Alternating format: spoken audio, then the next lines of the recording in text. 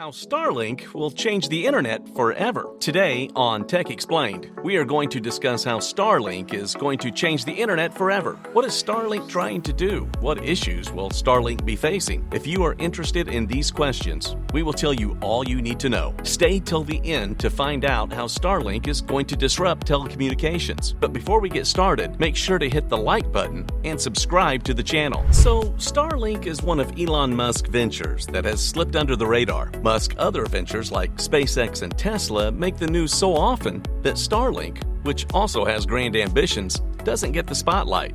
So what does Starlink want to achieve? Simply put, it wants to connect the entire world with low Earth orbit satellites and provide internet connectivity to everyone. The project has been in development since 2015. The first prototype satellite was launched in 2018. Things picked up steam in 2020 when it secured an $885 million grant from the Federal Communications Commission in the USA. Right now, it has over 2,000 satellites orbiting the Earth like a constellation of stars, and most of the satellites have been launched by SpaceX. Starlink is the perfect solution for areas of the globe where connectivity has been an issue. It allows you to access high-speed internet even in places where the infrastructure is not in place. In order to access the Starlink network, you will require a satellite dish and a router. This can easily be set up at home, and you will receive a signal from outer space. SpaceX is going to release a newer version of this setup to give better access and signal strength. There are several mounting options for rooftops, yards, and other structures. Starlink has even developed an augmented reality app to help customers pick the best location and position for the receivers. Elon Musk revealed that Starlink was serving more than 10,000 customers. During the Mobile World Congress 2021, Musk informed everyone that Starlink would be available worldwide, but access to the service was dependent on regulatory approvals from the countries. At present, Starlink services are available in countries like the USA, Canada, the UK, France, Australia, and New Zealand. There are plans to expand to other countries, including Italy, Poland, Spain, and Chile.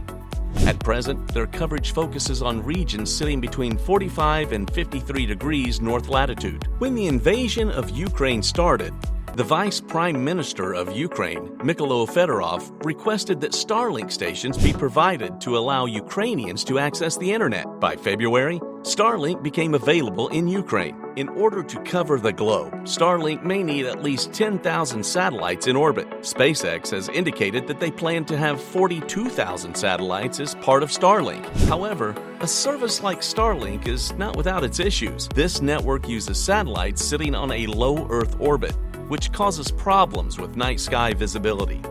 The scientific community has also expressed discomfort because these satellites interfere with the operations of observatories and telescopes. Recently, residents in Detroit saw a line of bright lights in the night sky. It turned out to be a cluster of Starlink satellites. Let's say many residents were not pleased. In addition, competitors like Viasat, HughesNet, and Amazon's Project Kuiper have also been taking shots at Starlink, using legal and regulatory hurdles to slow down its momentum. Now, let's talk about speeds. Ookla, which is a service that analyzes broadband performance, conducted some speed tests for Starlink. They reported that download speeds exceeding 100 megabytes per second were available in 1,500 different countries. In the USA, the average download speed was around 105 megabytes per second, and the average upload speed was around 12 megabytes per second. This was miles better than any of its rivals and could compete with traditional wired broadband service providers. Starlink states that as they launch more satellites and ground stations, the quality of their network would improve. At present, there are brief periods when connectivity is limited. Similarly, connectivity gets affected by weather conditions like rain and snow. One of the reasons to be excited about Starlink is how it's disrupted the telecom industry. Traditional telecom services like Vodafone, Verizon, Comcast, etc. rely on wired connectivity.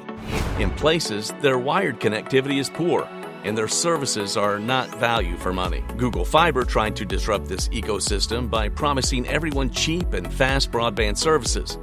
However, Google's fiber network reach was hampered by the cost of creating the physical infrastructure and regulatory and legal hurdles created by companies like Verizon and Comcast. Starlink can get around these issues since it requires limited ground-based infrastructure.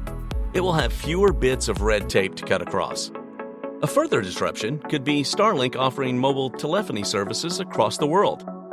An issue that Starlink could face in the future is its price point. At present, they charge $99 as a deposit just to get in line for the hardware. Then $599 was to be paid for the hardware and a monthly fee of $110. So, for a year's worth of Starlink access, one may have to shell out $1,320. This amount may be affordable in developed countries, but in many parts of the world, it would just be way too costly for the average person or business. And that's a wrap, folks. What do you think about Starlink? Is it going to be the future of telecom? Let us know your thoughts in the comments.